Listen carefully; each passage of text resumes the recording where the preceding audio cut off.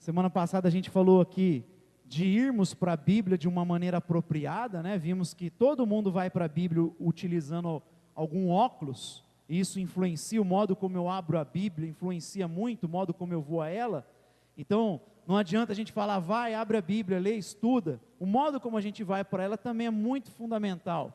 A gente precisa crer que ela é inspirada por Deus, que existe uma harmonia nela. A gente precisa ler acompanhada da igreja histórica, o que os irmãos nos deixaram, que nos auxiliam muito aí para entender melhor o texto bíblico, lermos como uma igreja local, mas acima de tudo contarmos com o Espírito Santo, trazendo revelação para nós a respeito da pessoa de Jesus, que desperta a fé para crermos, e iluminação para absorver os princípios da palavra. Hoje a gente vai falar um pouquinho sobre o drama humano.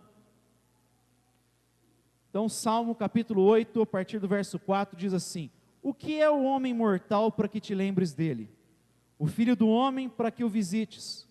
Contudo, pouco menor do que Deus o fizeste, e de glória e de honra coroaste.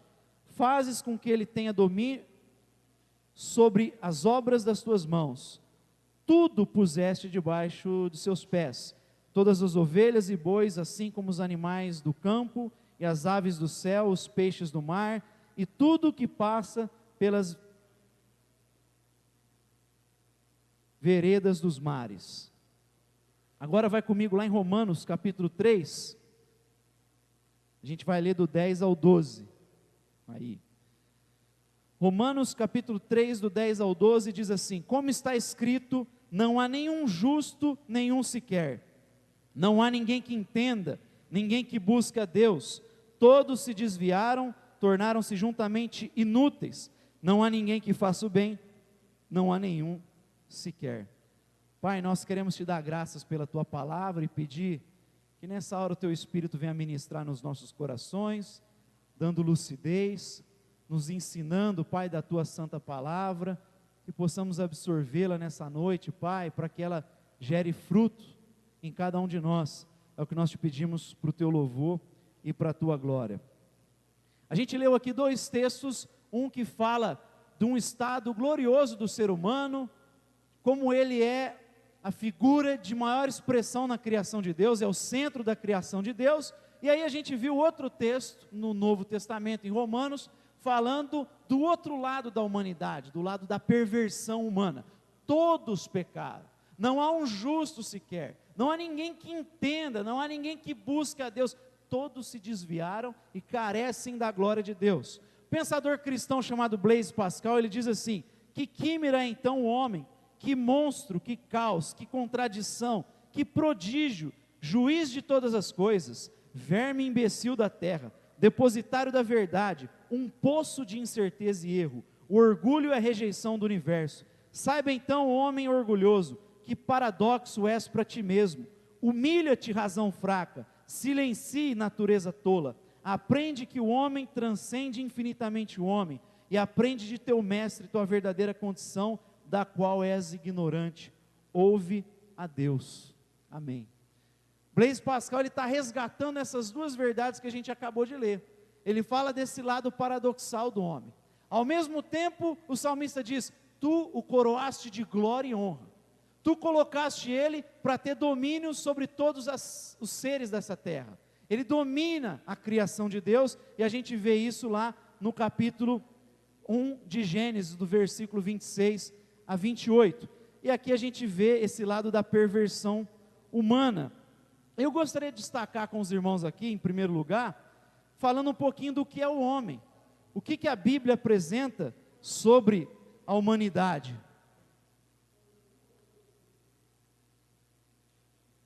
Muitas vezes a gente lê Romanos 3 e a gente perde de vista o que o salmista diz no capítulo 8, que a gente acabou de ler. A gente tem uma visão, algumas vezes, muito baixa da dignidade humana. Às vezes a gente olha para o ser humano e perde o valor que ele tem. E eu vou te dizer, muitos reformados, às vezes são fechados contra qualquer tipo de percepção de valor do ser humano, porque partem de Gênesis 3, tipo os discípulos quando se deparam com o cego de nascença, eles falam: quem pecou para que ele fosse assim? O olhar daqueles homens é a partir de Gênesis 3, é a partir da queda, é a partir da corrupção. E muitas vezes a gente perde o senso de valor humano porque a gente só olha a partir da queda, a gente só olha a partir do pecado. E aí qualquer discurso que resgata o senso de dignidade humana, às vezes a gente olha com desconfiança pensando que é humanismo. Você já deve ter visto o pessoal criticando qualquer postura que tente resgatar o sentido de valor humano. Agora, na verdade, o pecado ele só é trágico por causa da nossa condição criacional. É por isso que a nossa situação é tão trágica com o pecado, porque a gente caiu de um estado glorioso, a gente caiu de um estado extraordinário e por isso o pecado é algo trágico. Então não tem como eu perder de vista esse senso de dignidade que o próprio Deus colocou no ser humano. Eu preciso ter uma visão do que é o homem, para entender todo o drama que a gente está envolvido, que é a nossa reflexão aqui nessa noite. Por que existe um drama humano? Porque a nossa condição original era uma situação de perfeição, um estado extraordinário diante de Deus. Eu preciso entender quem é o homem. A gente leu aqui 2 textos que falam do homem hoje, levantando as 2 perspectivas, citamos aqui Blaise Pascal, mas a Bíblia, ela define o que é o homem. A nossa visão de ser humano, ela não pode ser baseada em visões humanas, precisa ser pautada na Escritura, na palavra eterna de Deus. E essa palavra, ela vai dizer que o homem, ele se tornou alma. Gênesis, no capítulo 2, versículo 7, vai dizer que Deus soprou fôlego de vida no homem, e ele se tornou alma. Ou seja, a definição bíblica para o que é o homem, a visão antropológica, o que é o homem, é você e eu somos alma. Você e eu não temos uma alma. Eu já falei isso aqui no púlpito do Raiz. Nós somos alma. A expressão hebraica é nefesh, que a maioria das aplicações no Antigo Testamento é fome, tem a ver com apetite. Você é um ser que tem desejo por algo, e a humanidade caída não sabe o que é isso que ela tanto deseja. O que é isso que os homens do nosso contexto tanto procuram, que pulam de experiência em experiência e parece que nunca estão satisfeitos. Eles tentam satisfazer isso no sexo, eles tentam satisfazer isso no dinheiro, eles tentam satisfazer isso no trabalho deles, na vocação, se dedicam, eles tentam satisfazer isso na relação com os filhos, na relação conjugal, às vezes no ministério da igreja, e parece que eles não são satisfeitos. Por quê? Porque estão procurando no lugar errado. Você e eu somos alma, e a gente só satisfaz essa fome que nós somos no Deus eterno. Então a definição bíblica é: você é um ser que tem desejo pelo eterno. Aliás, você é um desejo pelo eterno. Você é um ser que busca, está sempre em movimento, está inquieto, porque a gente foi feito para, como um imã, ser atraído para o eterno. A gente foi feito para se satisfazer nele. Mas quando essa expressão nefesh foi traduzida no Novo Testamento, e Jesus vai falar: ame ao Senhor teu Deus de todo o teu coração, alma, entendimento e força, e a palavra ali, alma, é psique. Aí você pode dizer: olha, se no Antigo Testamento está falando de desejo, envolve sentimento, envolve afeto, envolve vontade, por que aqui parece estar envolvendo a psique? É porque a gente tem a mania de ficar dividindo o ser humano como se não fosse uma coisa só, se tudo não estivesse conectado. Na verdade, se por um lado está falando de desejo, que a gente é movido, mas a nossa razão está envolvida aqui, o que a gente faz está envolvido, você está por inteiro envolvido aqui. Afinal de contas, o ser humano deseja algo, ele procura, e ele vai atrás de algum imaginário que ele tem em mente, de algum ideal de vida boa, ele vai perseguir isso, então envolve a sua razão. O que o texto está falando em Gênesis? Que nós somos feitos para se satisfazer em Deus, mas tudo estava integrado nele, a nossa vontade, a nossa razão e aquilo que a gente fazia. O ser humano era assim. O certo e o errado estava pautado na vontade de Deus, a sua satisfação estava em Deus, e ele agia de maneira coerente com o que Deus dizia. Essa era a situação do homem. E é por isso que ele foi coroado de glória e honra, como o salmista está falando. Tu o coroaste de glória, fizeste um pouco menor do que os anjos, mas ele é o centro da tua criação. a ponto de que o Novo Testamento diz que até os anjos anseiam em observar o que Deus faz entre os homens. A nossa condição, ela é diferente até dos anjos em relação a Deus, ela é mais especial. Então quem é esse ser extraordinário? Foi colocado para estar pensando de acordo com Deus, sentindo de acordo com Deus, fazendo de acordo com Deus, e por isso que ele é o representante de Deus na criação. Então essa era a condição humana, e por isso que o pecado é trágico. Como eu falei aqui, a visão ética do jardim do Éden era: o que você pode fazer e o que você não pode fazer, sou eu que determino, né? Você pode comer de todo fruto, Deus está falando que pode ser feito. Você vai dar nome para os animais, o que pode ser feito? Você vai dominar, o que não pode ser feito? Você não pode comer desse fruto aqui. Então o certo e errado é o que Deus fala, é a palavra de Deus, e o homem estava em completa harmonia com isso, e aí ele resplandecia, ele refletia quem Deus era, no modo como ele tratava a criação. É por isso que o pecado é trágico. A visão do salmista, e a partir de Gênesis especialmente, é de um homem que recebeu uma responsabilidade e um privilégio de Deus. Ele é o centro da criação, mas aí houve um problema, o problema da queda, que aí tem a ver com o grande dilema humano, que é a busca por ser autônomo, a busca pela autonomia. A serpente, ela persuadiu a mulher e a humanidade. Se o certo e errado era o que Deus dizia, a serpente vai lá, é a primeira coisa que faz com Eva. Se você quiser deixar até aberto sua Bíblia em Gênesis 3, vamos deixar lá, porque a gente vai trabalhar especialmente esse texto que fala da queda. Gênesis capítulo 3, a gente vai ver primeiro a serpente levando a mulher a duvidar da palavra de Deus, semeando a dúvida no coração dela. Foi isso mesmo que Deus disse? Foi isso que ele falou? Ela acrescenta uma interrogação, e aí a mulher já acrescenta uma coisa a mais, fala: não, a gente não pode nem tocar, senão a gente vai morrer. E ela, naquela persuasão da serpente, a ideia é fazer com que Eva duvide da palavra e do caráter de Deus, que ela vai terminar falando: certamente vocês não vão morrer. O que Deus quer fazer é privar vocês de algo bom, Ele quer privar vocês de alguma coisa que só Ele tem. E aí ela começa a abraçar, colher essa dúvida, e ver que o fruto é agradável aos olhos, ao paladar, é bom para obter entendimento. E aqui a gente vai ver que ele deturpa a razão do homem, está deturpando a razão que era baseada em Deus, e fazendo ele se tornar escravo dos seus apetites. Então a gente hoje é como se estivesse desregulado, a gente serve o próprio ventre. Quando ela deixa de ter a palavra como critério para a sua vida de certo e errado, ela passa a querer agir por conta própria. Esse é o pecado humano, nós queremos ter as nossas próprias regras, as nossas próprias normas. No jardim prevalecia a teonomia, as normas são Deus que estabeleceu. A partir da queda, o homem se tornou um ser que busca autonomia, fazer o que bem entende. Por isso que a conversão é o quê? Você dá uma volta aí, e ir em direção a Deus agora, e sujeitar o seu eu dia após dia. Não é isso que Jesus disse? Você quer me seguir? O que tem que fazer? Negue-se a si mesmo, tome dia a dia a sua cruz e siga-me. Por quê? Porque a gente está no caminho oposto. A serpente fez a mulher duvidar, deturpou a razão que era apoiada na palavra, e ela se tornou escrava dos seus apetites. João vai falar isso na sua carta.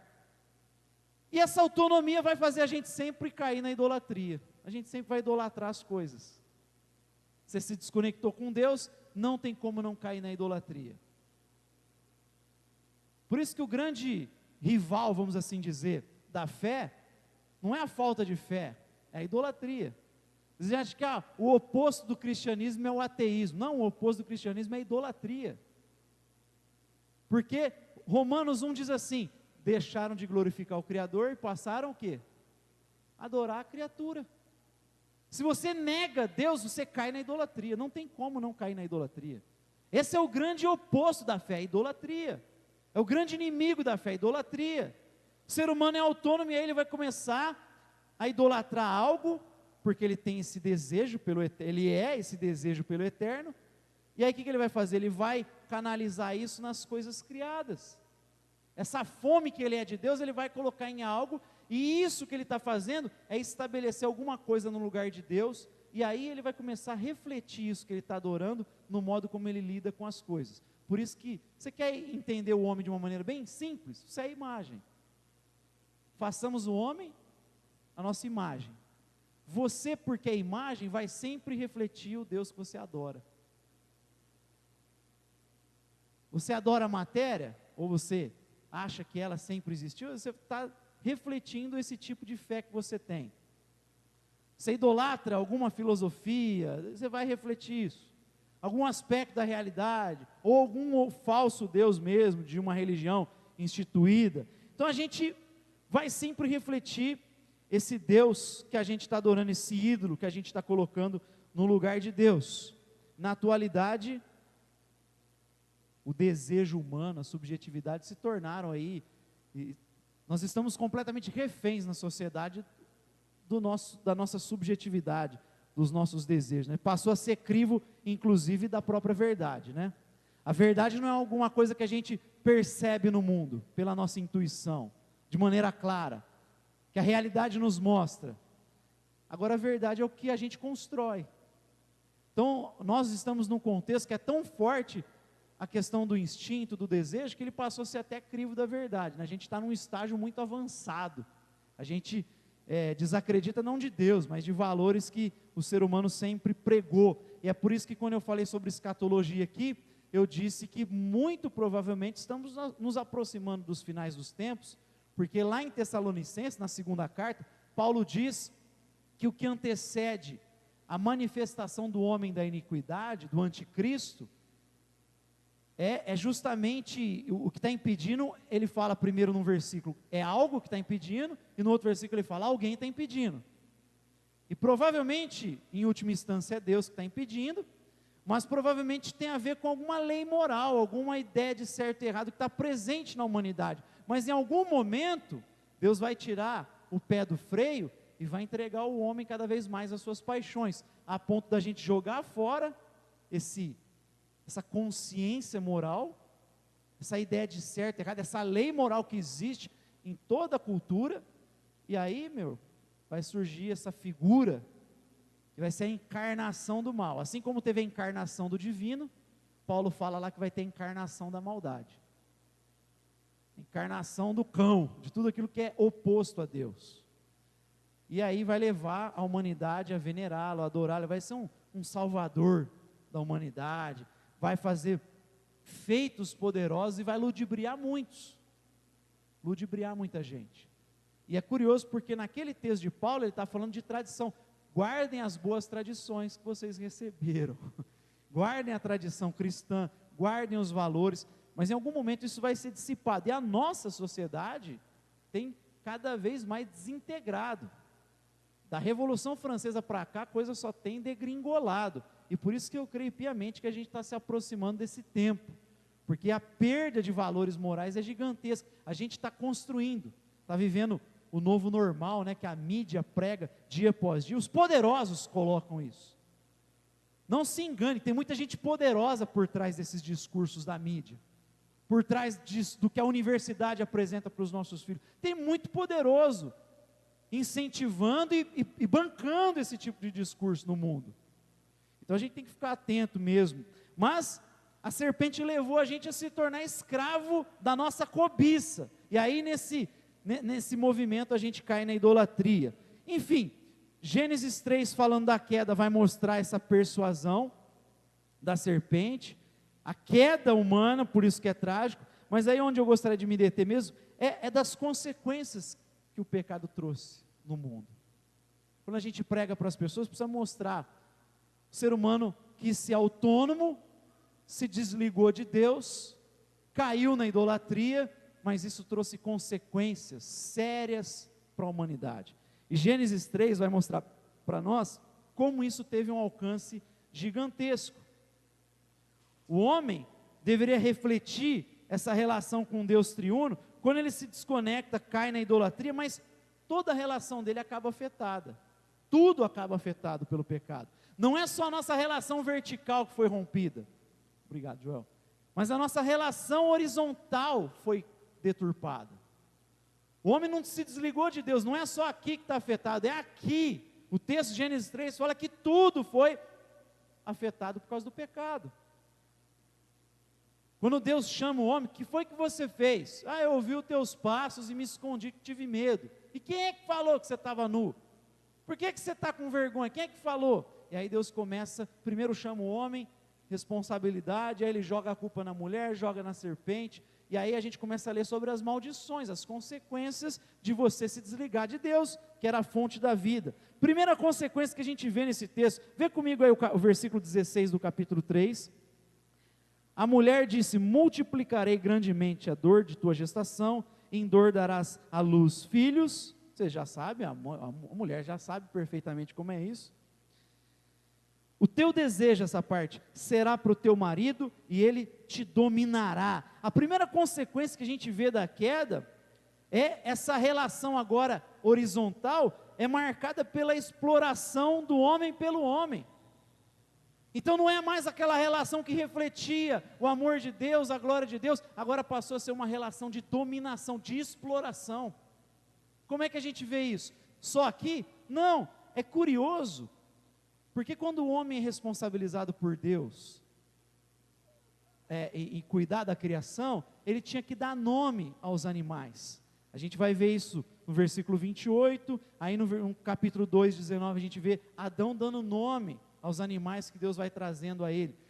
Na cultura antiga, semita e nos povos antigos, essa ação de dar nome, ela evocava domínio sobre aquilo que você estava nomeando. Nomear alguma coisa tinha a ver com você dominar aquilo. Então por que o homem dá nome? Porque ele foi incumbido por Deus de dominar sobre a criação. E a gente vai ver que quando Deus faz a mulher da costela do homem, ele fala, essa sim é osso dos meus ossos, carne da minha carne. Uau! Quando ele vê, essa sim é uma extensão do meu eu.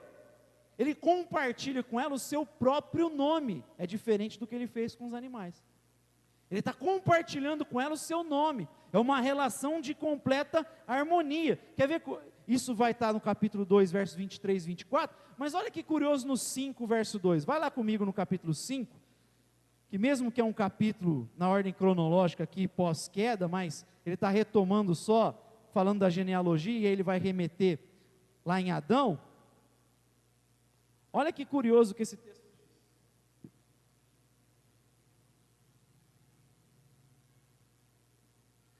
Diz assim, ó, vou começar a ler o versículo 1. Este é o livro das gerações de Adão. No dia em que Deus criou o homem, a semelhança de Deus o fez. Macho e fêmea os criou, e os abençoou, e os chamou pelo nome de? Quem que ele chamou de Adão? O que está escrito aí? Ele chamou quem de Adão? Ou de homem, dependendo da tradição, da tradução. Quem que ele chamou de Adão? O macho ou o macho e a fêmea? Curioso isso, né? Versículo 2, ele, macho e fêmea os criou e os abençoou e os chamou pelo nome de homem, no dia em que foram criados. Adão, ele se reportava ao macho e à fêmea, porque era uma relação de completa harmonia. Quando é que surge então o nome de Eva? Vê aí comigo, versículo 20 do capítulo 3. Chamou o homem a sua mulher Eva, porque era mãe de todos os viventes. Versículo 20, está antes ou depois da queda? Depois, né? Não é curioso que quando ele nomeia, é depois da queda? Antes da queda era uma relação que ele compartilha o seu nome com ela. Era uma relação de uma harmonia extraordinária. Tanto que quando diz, deixará o homem pai e mãe, e se unirá à sua mulher, e tornarão uma só carne, essa palavra uma só carne, é a mesma palavra hebraica que aparece quando faz referência a Deus, lá em Deuteronômio 6, no Shema, que diz assim, ouve Israel, o teu Deus é único. Esse único é a mesma expressão aqui, se tornarão uma só carne, que é a expressão hebraica errad, que tem a ver com uma unidade que compõe-se de outros elementos. Quando eles iam falar sobre uma peça, eles usavam uma expressão hebraica. quando eles iam falar de algo que contemplava outros elementos, eles usavam errade. Por exemplo, um cacho de uva, tem muita uva, tem elementos, eles usavam errade. Teu Deus é único, errade, porque Ele é Deus e contempla a diversidade. E quando Ele fala, vocês se tornaram uma só carne, errade. Então era uma relação de harmonia. E aqui, estendendo, não só o homem com a mulher, a humanidade era para ser harmônica, refletindo o seu Criador, que é Pai, Filho e Espírito. Mas o pecado vem e deturpa, e a relação passa a ser de exploração, de dominação. A primeira coisa que Adão faz, põe o nome nela de Eva. O que é? Seu desejo será seu marido. Essa dominação é fruto da queda, é resultado da queda. Claro que, quando a gente vai olhar lá no Novo Testamento, falando do que Cristo faz, a gente vai estudar isso mais à frente, já estudamos, inclusive Efésios, tem lá uma figura de autoridade do homem como cabeça, como Deus é cabeça de Cristo, mas a gente vai ver que também é algo harmônico, porque o homem lidera servindo, a mulher se sujeita e o homem também se sujeita, porque ele serve, então é algo harmônico que a Bíblia resgata, mas era para ser essa harmonia. A queda trouxe dominação, a queda trouxe exploração, e é claro que a mulher vai sentir mais como mais frágil, o homem usa a sua força, mas como eu falei, não fica limitado somente à relação de homem com mulher. A gente vê a história humana como uma história de dominação, exploração. Por mais que a gente entenda que alguns filósofos não são cristãos e falam um monte de baboseira, é claro que todos eles vão perceber uma verdade no mundo. A gente fala muito mal do Karl Marx, por exemplo, está certo, porque ele não prega nada de cristianismo, mas quando ele fala que existe exploração na história, ele não está errado, existe mesmo. É só olhar para a história, sempre tem gente dominando gente, sempre tem gente explorando gente, isso aí ele não está mentindo, nisso ele constatou só, não tem como não negar essa realidade. Por quê? Porque o homem é depravado, ele é caído, a queda nos afetou, então ele está percebendo um aspecto que é verdadeiro. A história é marcada por exploração, dominação. Está aqui próximo de nós na história. O Ocidente, na Alemanha, testemunhou o nazismo. O Marx, que falou tanto, o pessoal que comprou a visão dele, matou muito mais gente. Na Rússia, na China. O ser humano quer explorar o seu próximo, o seu semelhante. Então a primeira coisa que a gente está vendo como resultado, não só a quebra da relação com Deus, mas a gente vê que a relação humana começa a ser marcada pela dominação, pela exploração do semelhante, mas a gente vê no versículo 19 que também o trabalho e a economia são afetados. Verso 19, do suor do teu rosto comerás o teu pão, até que tornes a terra, porque dela foste tomado, pois é pó, e ao pó tornarás. Às vezes o pessoal lê isso aqui e fala assim, é por isso que o trabalho... Tem gente às vezes que tem uma visão do trabalho como se sempre fosse uma maldição, né? Foi o maldito Adão, né? Tem que levantar por causa de... Na verdade, o que o pecado trouxe foi uma deturpação, porque o trabalho em si não é uma maldição. A gente não pode esquecer que o próprio Deus trabalhou, aliás, e continua trabalhando. João 5,17, Jesus fala, o meu pai e eu trabalhamos, continuamos trabalhando, a gente trabalha até hoje. O trabalho faz parte da criação, inclusive, de certa forma, o seu trabalho expressa um pouco da tua identidade. Sem o pecado, deveria expressar muito mais, as vocações, as cores da graça, ele expressa quem nós somos, de certa forma, em boa parte expressa o que nós somos. Então o trabalho era uma bênção, ele foi deturpado, o trabalho em si não é ruim, não é uma maldição.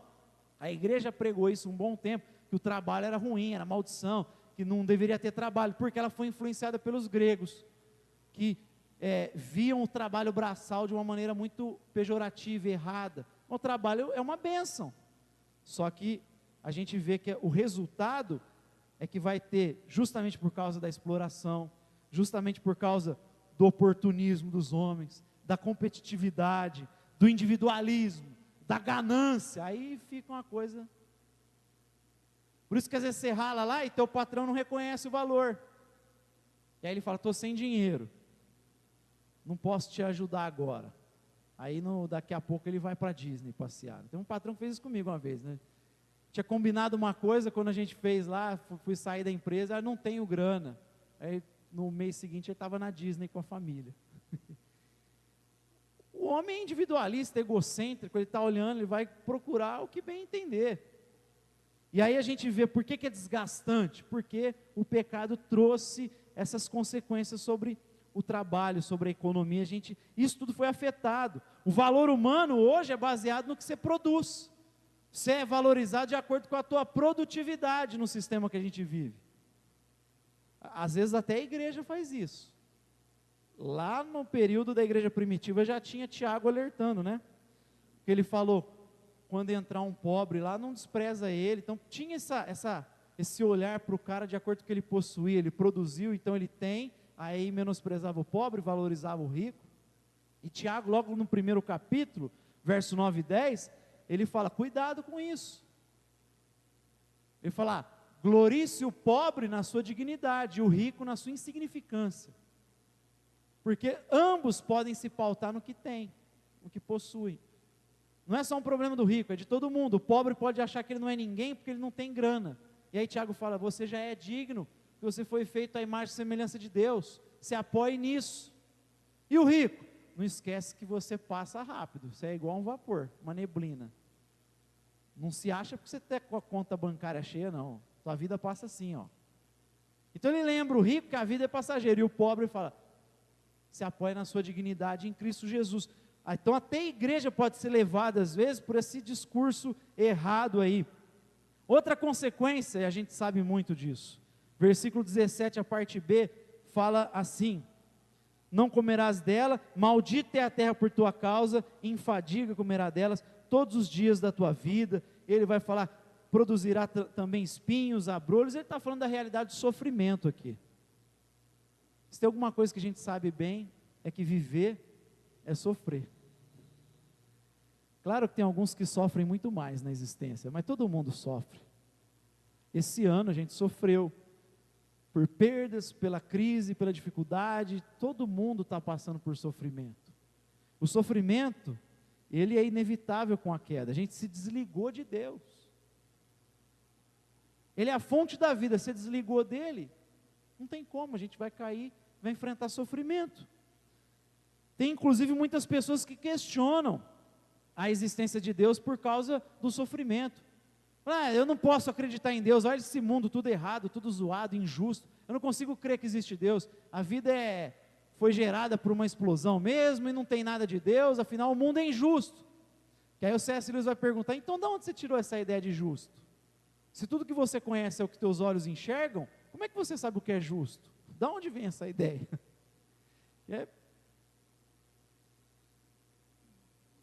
Inclusive, se só existe maldade, por que ela não tomou conta de todo mundo ainda, totalmente?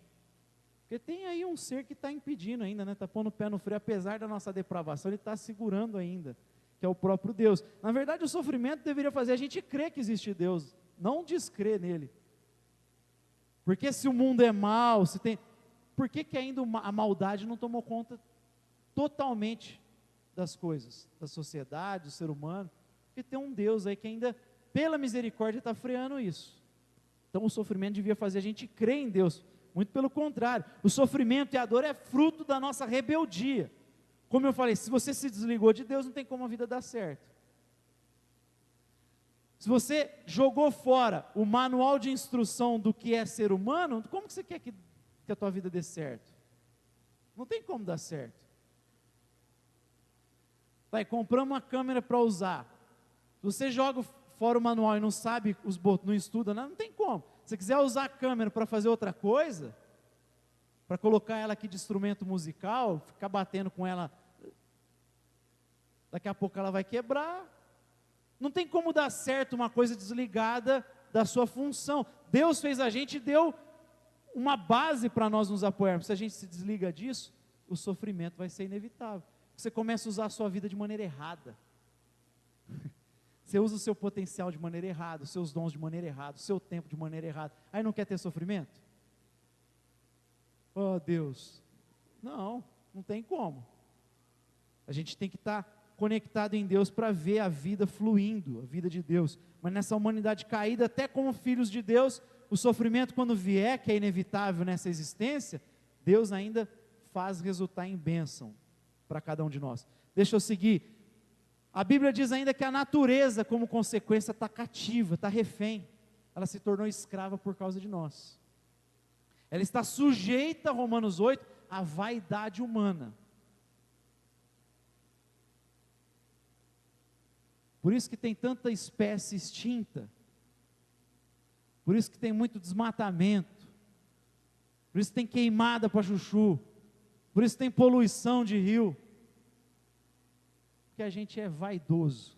O ser humano deixou de refletir o Criador, e aí a natureza começa a clamar, a chorar. Ela ficou refém da nossa vaidade, da nossa presunção. Ela está sofrendo a consequência do nosso pecado. Fruto da nossa rebeldia. Deus, ele fez um jardim. O que o homem caído construiu? Cidade. O que vem na tua cabeça quando você olha para um jardim? Fala aí alguma palavra que vem. Hã? Paz. Que mais? O que um jardim é? Belo, né? A beleza. Você olha para o jardim, vem paz, vem beleza, harmonia. Aí você olha para aquela cidade caótica, sabe? Você chegou, imagina, você tá, olha para a natureza, você está vendo o sol, aí de repente, pluf, você chegou na Marginal Tietê, São Paulo. Primeira vez que eu fui, eu lembro que, pô, a hora que entrou, ô cidade feia na chegada ali, né? Os muros pichados, uma coisa horrorosa, aquele rio fedido, é o homem colocando a mãozinha dele. Deus fez harmonia. O homem vai lá, põe o dedo dele e vira caos. Né? Deus fez esse jardim e o homem gerou o caos das grandes cidades. É assim, o espírito de Babel está presente até hoje. Deus faz a harmonia, a igreja é pedra, respeita a diversidade. O que o ser humano gosta de fazer? Gosta de fazer tijolo, coisa padronizada, argamassa, ele gosta de construir. E esse espírito presunçoso de Babel está presente até hoje. E a gente vai gerando caos e a natureza chora, clama, sente. Paulo fala, ela está nessa situação por causa da gente, mas ela está clamando para que a redenção chegue logo, para ela sair dessa situação. Que é curioso, porque ela vai sair. Ela vai sair. Ou você acha que Deus está salvando só você e eu? A Bíblia fala de novos céus e nova terra. Não fala de outro céu e outra terra, ele fala de novos céus e nova, assim como ele fala de uma nova vida, nova criação. É a partir de você hoje, não é? Até o pó, a Bíblia diz, quando você morre, você volta ao pó. Aí quando Cristo, a trombeta tocar, no mesmo texto lá que eu citei de Paulo aos Tessalonicenses, esse corpo vai ser unido ao Espírito que volta para Deus, e a gente vai ter um corpo novo glorificado. Então é a partir do que tem hoje, mesmo que vai ser transformado. É a mesma coisa a gente tem que pensar quando olha para a criação. Por isso que ela está clamando, talvez mais do que Maranata, vem Jesus. E o ser humano está acabando com o mundo, por causa da vaidade, da presunção dele. E por fim, meus irmãos, eu queria citar aqui, sobre a razão afetada. Eu queria ter um pouquinho da tua paciência agora por causa do assunto, mas a razão do ser humano foi afetada também. Romanos 1,18 fala que o homem se tornou cego para Deus e caiu na idolatria. Deus os entregou às suas próprias concupiscências, suas paixões. O homem foi entregue por Deus. Você não quer me adorar? Não quer ter essa relação? Então segue o teu coração. Não tem juízo pior do que esse, Deus entregar você para você mesmo. Por isso que a gente não pode chamar Deus de injusto, porque você quer ser autônomo, ele fala, tá bom, vai lá. Esse é o maior juízo de Deus para nós, entregar cada um de nós às nossas próprias paixões. Você quer ser Deus da própria vida? Tá bom então. É que ele ainda fica persuadindo, mas quando ele percebe a idolatria estampada, ele entrega o homem para o seu coração. 2 Coríntios 4,4 diz assim que o Deus dessa era cegou o quê? O entendimento dos homens. Ou seja, a nossa razão também foi afetada pelo pecado. Por que eu estou dizendo isso? Porque existe até hoje uma influência de parte da igreja que não cria que a razão tinha sido afetada pelo pecado. Tomás de Aquino, que foi um grande mestre, ele falava assim: só a nossa razão é caída, não a nossa, só a nossa vontade é caída, não a nossa razão. E aí ele cria que era possível você reconhecer as verdades da criação, estudar as coisas, sem precisar de Deus. Então quando é que a gente recorria à Bíblia? Somente quando a gente ia lidar com a salvação, quando a gente ia lidar com a liturgia do culto, quando a gente ia lidar com algum assunto religioso. Claro que ele não faz essa separação drástica, mas ele abriu o caminho para alguma coisa que aconteceu os dias que antecederam a reforma protestante, que Lutero vai questionar exatamente aquilo. Os escolásticos, quando chegou no período deles, o mundo estava tão dividido, a visão de mundo, que Deus, ele só servia a Bíblia para falar do aspecto religioso, espiritual, fé, salvação, liturgia do culto. O resto a gente usava a razão. E aí você criou uma visão de mundo completamente esquizofrênica. Parecia que Deus só tinha alguma coisa para falar para nós, quando tinha a ver com a vida da igreja, sabe? Com a tua vida privada. Você quer saber sobre Deus, oração, aí Deus falava alguma coisa. E sobre o restante? Não, Deus não tem nada para falar. Estava nesse nível. Quando Lutero levantou a voz dele, ele está questionando exatamente essa idolatria da razão. Ele escreveu um tratado chamado Teologia da Cruz contra a Teologia da Glória. Ele não está questionando a riqueza da igreja só, ele está questionando a fé na razão humana, no poder da razão. O que o Blaise Pascal falou no começo tem a ver com isso também, só que ele já está questionando uma outra era, que é a da ciência, a fé demasiada na razão, que ele fala: humilha-te, razão fraca, reconhece que existe Deus, ouve a Deus. Por quê? Porque Deus não tem algo para falar somente sobre a tua salvação, sobre como que a gente se organiza como igreja, como você deve orar. Não é só, Deus tem para falar sobre tudo, porque Ele é criador de tudo. Então a Bíblia, ela fala sobre tudo. Ela não tem um conhecimento exaustivo. Eu não estou falando para você, quando você vai estudar biologia, você tem que ir lá ler Levítico para entender. Não é isso que eu estou falando. A Bíblia não tem um conhecimento exaustivo, mas ela tem um conhecimento que unifica tudo. A gente parte olhando para o mundo, existe um Deus que nos direciona para como a gente lida com as coisas. Ela tem um conhecimento unificado. E era isso que Lutero estava falando. A Bíblia tem que orientar a gente sobre todas as coisas, sobre o casamento, sobre a nossa profissão. Inclusive ele usa uma palavra na tradução da Bíblia para o alemão, que ele quer martelar que não existe só o vocacionado pastor, padre, frei, freira. Não só esses são vocacionados. Ele usa essa expressão para falar que tudo aquilo que você faz tem a ver com a vocação que você recebeu de Deus. O sapateiro também é vocacionado. Então ele quer trazer essa ideia de que você serve a Deus em tudo que você faz. É por isso que ele está questionando essa ideia aí da fé demasiada na razão. É claro que, como eu falei na outra pregação, toda a nossa visão é de acordo não só com o estudo da Bíblia, mas com o que o Espírito Santo faz no nosso interior. É a regeneração no nosso coração. E dito isso, meus irmãos, que Lutero está falando, você precisa de olhar para a Bíblia para entender o todo. É a partir de Deus que você entende o mundo de uma maneira harmônica, unificada. É por essa razão que a gente vai ver que os que não são cristãos também fazem as mesmas coisas. Eles sempre vão olhar para a criação e lidar com ela, com o mundo de Deus, a partir de algum ídolo, como a gente citou lá no início.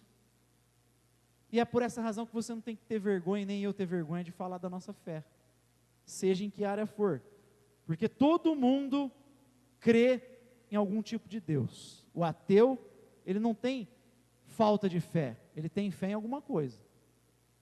Não tem como você não ter fé, você sempre começa de alguma coisa. De onde você veio? De onde você veio? Ninguém nunca parou e falou assim: como é que a vida começou? Eu não acredito em Deus. Tá, mas então como começou tudo? Num dado momento, segundo algumas teorias, Mas essas teorias são provadas? Não. Então é fé. É fé, não tem como provar isso. Mas aí quando você tem essa fé, você começa a falar, não existe Deus. Então a gente constrói as leis. Então está determinando o modo como você vive. Isso aí tem a ver com algo religioso. O ser humano, eu falei aqui que a gente precisa entender o que é o ser humano no início. O ser humano, ele é essencialmente um ser religioso. E não entenda a religião como cultuar de domingo apenas. Religião é o modo como você entende o mundo, como nós entendemos o mundo. Se você joga fora Deus, você parte de alguma coisa. Da matéria, das leis da física. Deixa eu ler um texto para você de um pensador cristão. Passa para nós, Bruno, por favor. O outro, aí. Fala assim, todo sistema de pensamento inicia-se em algum princípio último. Presta atenção, se não começa com Deus, começa com uma dimensão da criação. O material, o espiritual, o biológico, o empírico, ou o que quer que seja. Algum aspecto da realidade criada será absolutizada ou proposta como base e fonte de tudo mais. A causa não causada, o existente por si mesmo. Para usar a linguagem religiosa, essa realidade última funciona como divino. Se definimos o termo com o sentido de uma coisa da qual todas as outras dependem para existir, essa pressuposição inicial tem de ser aceita pela fé e não por raciocínio prévio. Ele continua assim, se alguém diz que a realidade autoexistente, que gerou tudo que existe, é Deus, ou Brahman, Atman, chamam isso de religião. É Deus, isso é religião. Mas quando alguém diz que a matéria, ou o espaço, ou a matéria, as leis da lógica, o espaço, as leis matemáticas, o que quer que seja, então de repente eles afirmam, isso é ciência, não religião. Ele fala, isso se chama auto-engano. Não importa o que você colocar no compartimento da divindade, vai continuar sendo divindade. O que você está falando, sempre existiu isso, tudo veio a partir disso. Ele está falando, isso aqui é religião. Para de ser iludido por gente que fala assim, não traga a tua religião para cá, porque eles estão colocando a deles. A gente questiona tanto a sociedade hoje, a mídia, esse pessoal está encharcando a esfera pública com a religião deles. E a gente fala assim, eu não vou levar a minha fé. Não, você não está levando e está sendo neutro, e você está acreditando que eles estão sendo neutros, mas eles estão partindo de uma fé, de uma religião. É a sua crença religiosa, não importa se você chama ela assim ou não. Ele chama Roy Clauser, esse pensador cristão. Então não adianta você falar, eu não acredito. Não é só você falar de Deus, de Buda, de outra divindade que o pessoal quer evocar. Isso é religião. Aí eles falam assim, não, mas a lei da matemática é ciência. Não é ciência. Se você fala que ela sempre existiu e tudo começou dela, isso não é ciência, isso é fé. E aí vem o pessoal, faz teoria com base nisso, põe na cabeça dos nossos filhos na escola, pensa a sociedade a partir disso, tira a moral judaico-cristã e os valores que sempre se pregaram, estão colocando os dele e a gente está lá de braço cruzado e fala assim, eu não posso falar da minha fé porque isso é arbitrário, mas eles estão sendo arbitrários, e a gente que está sendo bobo, ingênuo, que a gente crê naquilo que Nancy Pearcey falava, que existe neutralidade religiosa, é possível ser não religioso lá, não tem como ser não religioso. Romanos 1, negou a Deus, virou idólatra. Calvino fala que o coração do homem é uma fábrica de ídolos. Então o pessoal está encharcando a sociedade de ídolo, de pensamento idólatra, e a gente está lá, eu não vou levar o discurso, porque aí vai ser meio impositivo. Não, você não precisa impor, mas você precisa ter a liberdade de viver de acordo com a tua fé. Aí a gente entende, para finalizar, por que Paulo diz em Colossenses 2,3, que em Cristo estão escondidos todos os tesouros da sabedoria e do conhecimento de Deus. Todos os tesouros do conhecimento estão em Cristo. Ele não está falando de conhecimento cristão, espiritual só, está falando de conhecimento de tudo, está em Cristo. Ou você parte de Cristo e entende o mundo, ou você vai se tornar um idólatra. Ou como o Mateus Viana pregou um tempo atrás, você pode ser um cristão que às vezes é ateu, idólatra. Que em algumas áreas da sua vida você não confessa Jesus, naquela área você está sendo ateu, idólatra. Se você fala, não, eu sou crente de domingo na minha casa, mas aqui na escola eu não vou entrar você está sendo ateu naquela área, idólatra naquela área. Tem que falar da tua fé, doa quem doer, porque eles falam da deles, eles só estão só usando uma máscara, eles não percebem, mas estão usando a dele. Então a nossa razão é limitada também. O pecado afetou. Por isso que o ser humano não compreende o mundo totalmente. Por isso que tem várias correntes de pensamento científico, e todos eles falam, não, a gente tem que ser só usar a razão. Mas se eles não têm concordância, significa que eles não estão usando a razão, eles estão partindo de fé, e por isso que as visões são diferentes. Tem muito cristão que trabalha nessa área e fala assim, pá, se vocês estão usando a razão, por que vocês não chegam em acordo? Por que tem teoria, um monte de coisa, cada um falando uma coisa na universidade? Por que a ciência fala uma coisa aqui, fala ali? Porque todo mundo parte de fé. E ninguém questiona quais são os nossos pressupostos aí. E essa a nossa ideia, essa gente, por isso que Paulo fala, a gente desmascara o ídolo dos outros. As nossas armas não são carnais, são poderosas para destruir o quê? Sofisma, falso pensamento, que a gente expõe, opa, isso aqui não é, isso aqui é ídolo. A gente tira a máscara das pessoas, mas a igreja precisa romper com essa bolha que ela está presente. Ela aceitou essa ideia de que é possível ser neutrão, religioso. Não dá. Ou você adora a Santíssima Trindade, ou você é um idólatra. Para finalizar, a frase do professor Ricardo Quadros Gouveia, ele fala assim, apoiar-se sobre a razão humana é o espírito do filósofo, render-se à autoridade de Deus é o caminho do crente. Ou você fala, não dá conta, eu preciso reconhecer Deus em todos os meus caminhos, ou a gente não vive a fé de maneira adequada. O pecado trouxe essa consequência, e é por isso que a gente tem que lembrar, que onde habitou o pecado, superabundou a graça de Deus.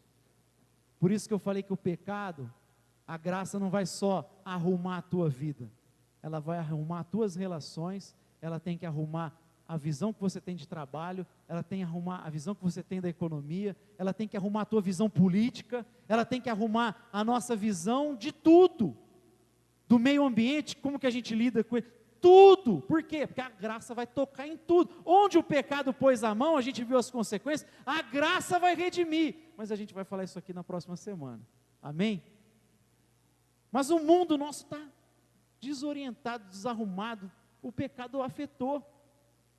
Trouxe essa consequência. Como igreja, a gente não pode viver dentro dessa lógica do pecado. A gente precisa pedir graça de Deus. Eu só queria trazer isso para entender como o pecado é uma coisa ampla.